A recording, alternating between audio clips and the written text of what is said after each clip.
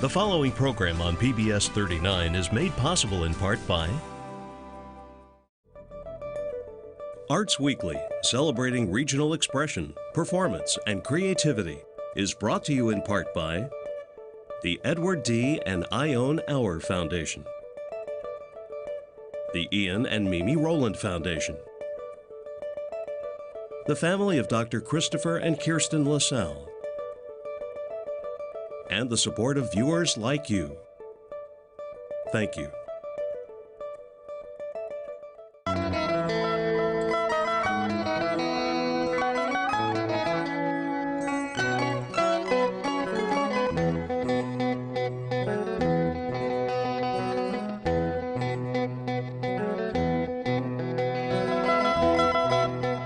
This is Arts Weekly. Arts Weekly is produced in cooperation with the College of Visual and Performing Arts at IPFW, offering degrees in fine arts, music, theater, and visual communication and design. Welcome to Arts Weekly. I'm John O'Connell, Dean of the IPFW College of Visual and Performing Arts. On today's show, we are featuring the University of St. Francis School of Creative Arts. Later in the show, we'll be joined by Gallery Director Justin Johnson. But first, I'll visit with my counterpart at St. Francis, Rick Cartwright, Dean of the School of Creative Arts. Welcome to Arts Weekly, Rick. Thank you for coming and joining us. Thanks for having me, John.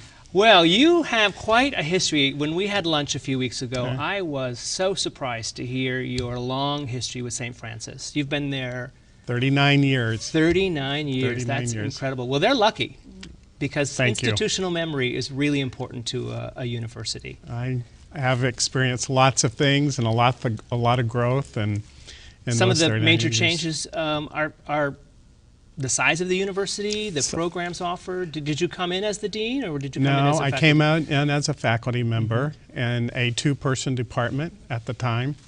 And we had 32 art majors, and it now has grown into a full school with multiple programs and about 260 majors. Wow. So And you are a fine artist yourself. I am a fine artist, yes. And your medium is painting and drawing. painting and drawing. Well, Yes. you were very young when you came to St. Francis. Yes. And how long have you been dean? About 9 years. Uh-huh. And chair before that, and then a faculty member before that. Well, it's interesting because, someone who's at a university for 39 years might rest on their laurels. But I have to say, you're not doing that, Rick Cartwright. No, we are. Especially the last 4 or 5 years. It's like you are really ramping up your energies and your collaborations in the city. You've got some big projects that have come up.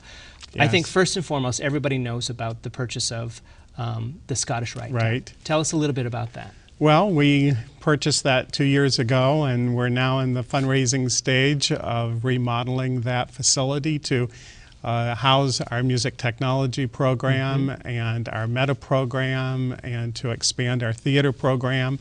So we have lots of dreams for that particular facility. At the same time, we also purchased the chamber building right next door.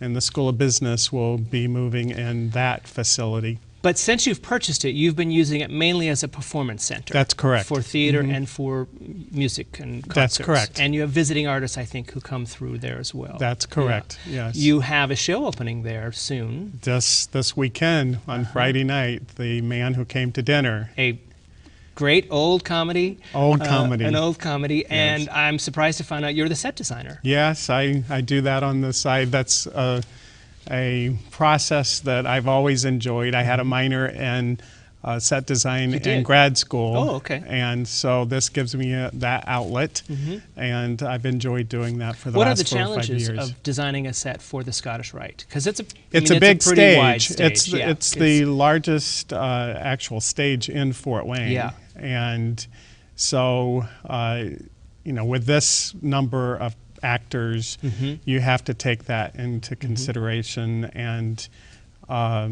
it's just a big space. So and we're not used to that big Right. space yet because we were on campus in much smaller venues. And so we're getting used to it. Do you bring the set down then? Do you No, design? we're using the full stage. Oh, wow. And That's an undertaking because it's a period play. I mean, it period- calls for a mansion and Absolutely. Lots of beautiful furniture, lots of doors, and absolutely. Yeah. Lots of movement. Great. And lots of space for a wheelchair to move around Right, in. right. And because the lead character, the main comic character, is in a wheelchair the full show. for the full show, Yes. and that's played by local star Chris Murphy. That's correct. Yeah, Yes. he's terrific for that role. I bet. Yes. Yeah. He's doing a great job. And how do we get tickets for that before we move on to other information? How do we Use Arts United, ArtTix. Oh. And just go on and you can order your tickets online, or you can get them the night of the show That's great. at the door. At the door. So you guys are working with ArtsTix downtown. Yes. Oh, that's a great idea. That's I think there's a lot of people using it now who aren't just part of Arts United, but it's a Correct. great service, and it takes care of so many problems you don't have to worry about.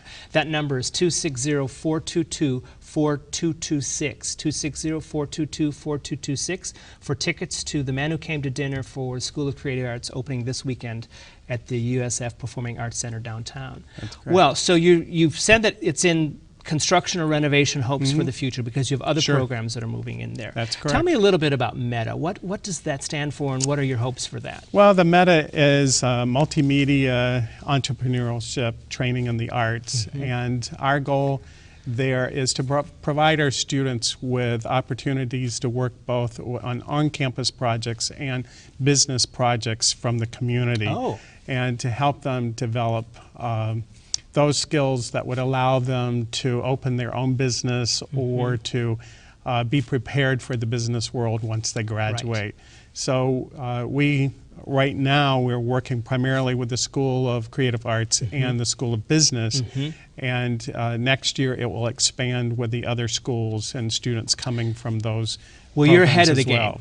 You're ahead of the game. I've just become dean, and one of the things I hope to do in the future at IPFW is that same idea that we're not teaching our students, our art students, this entrepreneurial idea of the fact that you might be an artist, but guess what? Today you got to be a business person. You got to be a business person. You got to know what a grant looks like, how to write one, what kind of collaboration you can do with other artists in order to create your own work and your own energy. I was you're just absolutely right. I was at a conference, ICFAD, you know ICFAD. Yes, and I that do. was like a big theme, was that this idea that entrepreneurship within the art community, we've got to instill it, because we're graduating these students who are great artists and have no idea how to make themselves successful. That's right, and they have to learn to work as teams. They have to learn to problem solve. Right. And that's such an important part of education today, and what I think the job world is needing. Yeah. And these students are very creative, and they have a lot to offer businesses. And I think if they learn those particular skills and how to communicate their particular talents, they will have a step up. And don't you think they're asking more from us? Oh, This idea of multimedia. Well, I think everybody's asking more of us. yeah, everybody is, exactly. yes. The people that we're producing workers for are asking more from us. But I just think our students are coming in these days, this idea of multimedia. I mean, they're coming in saying, well, yeah, I can draw, but I also know something about the computer, and I also want to do some animation, and I want to do some music technology, I want to do some video stuff. So we have to meet that challenge. And they all have to work together to, Yeah. they have to understand each other's talents and Right. each other's particular area and how to communicate the need between one area and the other. And I Right. think that this program is an excellent way in which to bring all of that together. And you also have a new art therapy. I don't know if it's new, but you have a new art therapy This is our program. first year. First year, okay. First year introducing art therapy, and it's pre-art therapy. All right. Because a traditional art therapy program is a graduate program. So we've introduced a pre-art therapy program that would prepare students to go on to graduate school. So it's very intensive studio art, art education, psychology, social work. I'm those particular surprised areas. by, we have a music therapy program at IPFW, and I'm surprised by the level of expectation that they all go on to a graduate program. Yes. That the real degrees are the graduate degrees, not the undergraduate That's study. correct. Those are just the prep to a graduate That's program. correct. It's And kind of that's- like being a lawyer. Yeah, right, for I music mean, therapy. Yes, Yeah, I and art mean, it's therapy. a similar That's great. mode of, or transference, I think. Yeah. And then you announced last spring, I think, this I think one of the most significant things for your school is your collaboration with the Fort Wayne Ballet. Yes. Tell us about this. Very excited. Yeah. You know, we've worked on this particular project for 5 or 6 years. It takes a while. It takes a while, and it was the first major collaboration that the university has done with another body. And so, you know, it took a while to work out all the kinks and to get all the players in place to make this happen. But we're very excited, and, you know, it's been extremely well received. Yeah. And well, you're opening the doors for the Fort Wayne Ballet to just offer a college degree. That's correct. It's like you've opened a conservatory at your university. And it provides our students a wonderful opportunity to experience dance. I mean, it's a 2-level. So are they coming to you to teach? Because you've got some nice dance studios, or is it back and forth? We go back and forth, You do? but the primary college program is downtown in the Fort Wayne Ballet studios, which are incredible. Yes. Since the new Performing Arts program. Yes. Yeah, So well, that's fantastic. It's very exciting. They're they get a college degree because they're taking general study with you and sort of the core material with St. Francis. That's correct. Yeah, I don't think people understand why it takes 5 or 6 years to put something like that together. The idea of accreditation, of curriculum development, of getting the state to recognize these kinds of degrees doesn't happen overnight. That's right. And then you have a new facility that you have to be responsible for as well, and make sure that it meets all the national standards. And absolutely. so, you know, then you have the national accreditation boards that you have to answer to.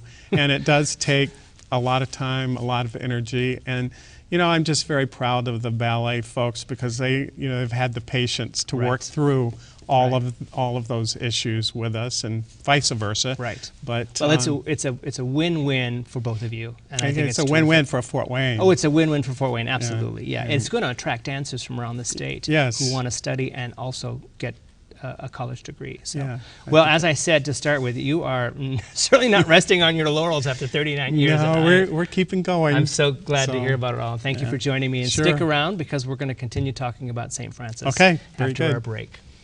In just a minute, St. Francis Gallery Director Justin Johnson will be joining us, so please take this time to view our performance calendar of what's coming up in our area. You can also follow us on Facebook, Twitter, and YouTube. We'll be right back to hear more about what is in store for the art galleries at St. Francis.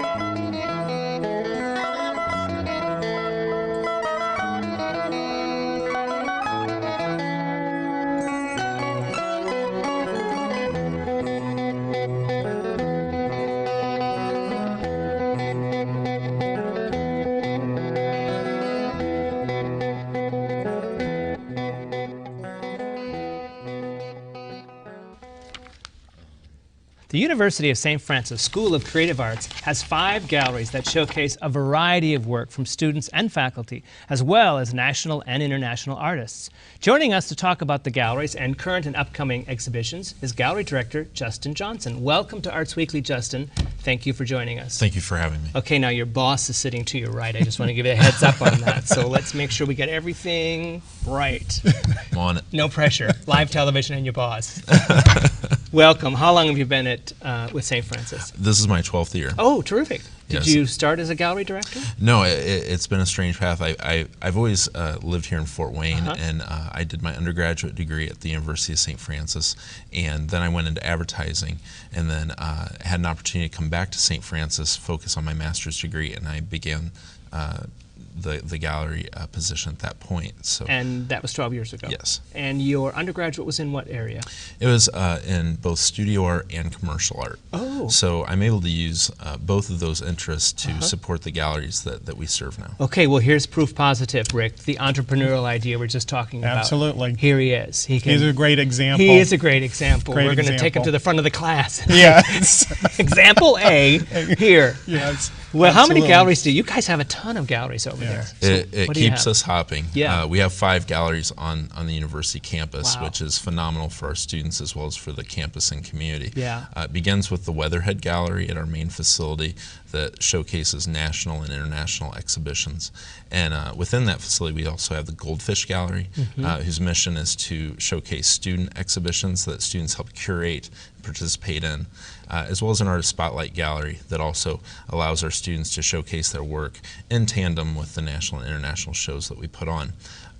So the students are responsible for that, the working of that gallery. Under Who the- goes in it, what's in it, everything that happens with it. Yes, under Terrific. the direction of our faculty and staff, that they have an opportunity to, again, put together shows that they're interested in, partner with as teams, and Yeah. It's a great opportunity for them to exhibit their work Yeah, locally. absolutely. And to experience that from a professional point of view or pre-professional point of Right. view. How do I submit? How do I submit? How do I hang it? How do I prepare it? How do I bring How the do I work take in? no Yes, when yes. that's not ready? You're Right. not ready to show yet. Or I didn't get the right spot. Oh, exactly right. I didn't get the door. Right. I'm behind that corner. Nobody goes around. Absolutely. that's So it's a great fantastic. learning experience.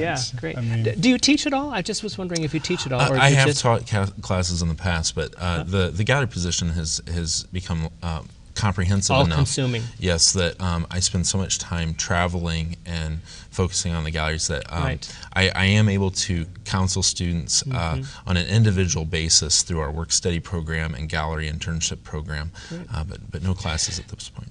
Do you have galleries off-site? Well, we have 2 other galleries on campus Okay. outside of the facility. We have our Roland Gallery at the University Library that also showcases student exhibitions and works from the university's collection. Then at our North Campus facility, we have our Lepke Gallery, which the mission of that is to showcase the university's growing permanent collection. Oh, wow, that's fantastic. And so those are, when you say North Campus, I'm not sure I know what that means. Our North Campus facility is includes our university auditorium. It's on the other side of campus, more centralized in some capacities. Because you have a beautiful campus. I just have Thank to you. say that it is absolutely gorgeous. And with the Lepke Gallery being at the North Campus facility, when we bring in visiting artists and lectures in the auditorium, we're able to open the gallery up, and there's multiple sources for the students to learn from, both in the gallery as well as from the visiting artists. Wow, terrific. So you've got some things coming up. You've got a lot of things coming up. As Let's start at always. the top of the list. All right. Where do you want to start? You're in charge. Well, I'll tell you, one thing that I'm personally excited about is we're doing an exhibition with Frank Lilligren, who, in my opinion, is a local treasure. To give you a little background about Frank Lilligren, he was born and raised in New York City. He was born in 1930 and began his career actually as an animator, but as an incredibly talented illustrator and fine artist. And in the 50s and 60s, he was very connected within the New York Art Student League and became a commercial illustrator, doing illustrations for books, magazines, things of that nature. And was a contemporary of Norman Rockwell and just has such a unique story. And he, in the early 1970s, moved to Van Wert with his wife, who is from there, and since then has continued to be a practicing artist. And we are showcasing a collection of these illustrations that he produced from the 50s and We have 60s. 2 to look at, I think, 1 or 2. Let's look at them with their viewers. Okay, this one, it's an incredible image. What is it's superimposed on the corner of a bear. Is that part of the actual drawing, or This one in particular, titled "The Yellow Terror," it's an incredible image of this man falling off his horse and being surrounded by bees. Bees, yeah. And this was used in a magazine of the time period about this story of the Yellow Terror and of these fierce bees. And at the bottom is an image of a bear that was used as part of the conceptual process with the art director. It never made it into the final production. Really?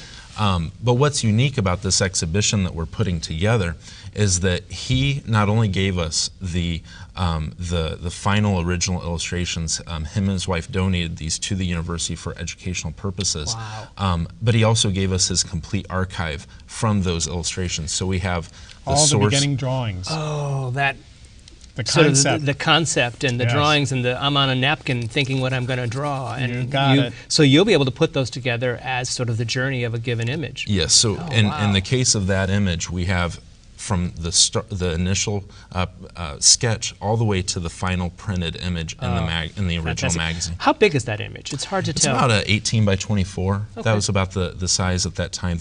Most of the final illustrations are gouache on board, Okay. which is similar to an acrylic or a watercolor. The second image that we have is in color, and I note that the first one was gray or black and white, and this one is in color. Again, it's a cowboy theme of some sort. I mean, did he illustrate for Cowboy Magazine or Many of the Lone Ranger? Many of the final illustrations were for pulp fiction novels that had a okay. Western theme. And the reason why the first image that we looked at was in black and white or more of a monochrome image was that it was on an interior spread. Oh, right. So it was inside the magazine, black and white. This was meant for a cover. Of a novel. They could put a lot of text on the white if it Absolutely. was a cover. Yeah, I can see that. Well, that's fantastic. And that exhibit is when? That exhibit runs from November 23rd through December 20th at our Goldfish Gallery at the Roland Art Center. Okay. And the opening is on November 23rd from 6 to 9 p.m. And if you want to meet Frank Lilligren, he'll be at the opening reception. I think I would, and I think I'll bring a cowboy hat Yeah. and park my horse out back, see if he'll throw me. All right, so you have a theme of illustrators this year. Yes. You've got another illustration show. Yes, in tandem with the New York Illustrator Society, we are bringing in their National Traveling Exhibition, and that will be in the Weatherhead Gallery adjacent to the Frank Lilligren exhibit. And that exhibit is a tradition nationally. This is the 55th year that they've done this exhibition. And this exhibition travels around the United States, and it showcases the very best at what's happening contemporarily in illustration. Wow. Not only in traditional illustration, but also digital composition as well as animation. Well, if you're going to do a contemporary show, you have to have like we were talking, they're coming digital, they're coming in drawing, they're coming in all forms. So does that mean you went out and hunted this down? Or No, do you we- normally bring the show? This is the first time we've brought this show to Okay. our campus. We worked directly with the New York Society, and we coordinated a scenario where we could access the exhibition while it was traveling. And then we knew that we had this exhibition of Frank Lilligren's work, so it's a natural partnership between. It is. Yeah, it's a nice theme, I think. Yes. Yeah. Here's one that they're showing on the screen, Hockney. I love this. Because if that happens to be a portrait of Hockney, it's not at all who I thought the artist was. You know, his images are so American and so, I don't know, placid, if you will. And you look at this image, that's one bitter smoking old man. Sure. This is one of the award winners from the It is. exhibit by Joe Ciardello. Okay. And How many images are coming? There are over 50 images as well as animated stills from their digital competition. Fantastic. And this is in The Weatherhead Gallery at the Roland Art Center. Is the Weatherhead Gallery the all-glass one that you Yes. walk into from that nice path off of the street? Yes, I have been there several times. My first journey into there was when the trolley tour used to exist. Yes. Yeah, and I walked into that gallery and I was very jealous because it is a beautiful showplace. It's so amazing. And to it's be- quite large compared to what it looks like from outside. Right. Because yes. you walk in and it just keeps going and going. So, yeah, that's it's fantastic. very flexible, and I really consider it a great honor to be able to work there each day. It's something new each and every Right. day. So it's called Illustration 55 because it's the 55th year, so next Yes. year will be Illustration 56. Have I caught that? Yeah. I'm a dean, you know. I can add these things up. How about the third exhibit we were going to talk about? Yes, the third exhibit is one that's involved with our permanent collection. At our Lepke Gallery, we're showcasing highlights from our Sacred Icon collection. And the university was given this collection of sacred icons by William and Joanne McNagny, who are very well known in the local community and were avid collectors of art, and over decades traveled around the world collecting these sacred icons. That was their passion, Yes. really, to collect these icons. We had an image of it. I'd like to show that image again because I wanted to ask you what the medium was. Is this? How big is this, and what is the medium? Because when I looked at it in preparation, it looked like it has gold leaf at least, or it's actually three-dimensional. It's not directly three-dimensional, but there is a relief to it. There is. The majority of the icons that they collected were cast icons. These were mostly Eastern European, Russian icons that were cast usually in brass, and then at times would be gilt with gold leaf. The color that's found in these are made with an enamel that is applied to the brass. But they're metal pieces. The largest usually are around 11 by 14 and then are smaller in size. They become very intimate jewels, almost 11 by 14 inches. That is some icon, 11 by 14. Sure, Takes up the whole gallery. Well, that's fantastic. How many do you have in the collection? We have over 100 icons from their collection, and it's one of the finest in the United States. What are the dates of that show? The dates for the Sacred Icon exhibit are from November 18th through January 17th at the Lepke Gallery, and that is at the North Campus facility across the street from the mansion in the lake. And for more information, our viewers can call 260-399-7700, extension 8001. That's 260-399-7700, extension 8001. Well, I've got to tell you, aside from the jealousy that I'm experiencing right now, you guys are doing a fantastic job at St. Francis. And I really look forward to the fall exhibits. And you quite a collection, Rick. It is quite a collection. And now you have the other illustrations added to your permanent collection. Yeah, I think we now have over 5,000 pieces of art in our collection. Well, thank you both for being on Arts Weekly. I appreciate you taking the time. I'm John O'Connell, Dean of the IPFW College of Visual and Performing Arts. Please tune in next time on Arts Weekly when we'll hear all about the next IPFW Guitar, Flute, and Wind Ensemble concerts with special guests Laura Leidy and Dan Tembris. For up-to-the-minute arts updates, you can find us on Facebook, Twitter, and YouTube. Be sure to join us here live Thursday evenings at 7:30 on PBS 39. Thank you for watching Arts Weekly.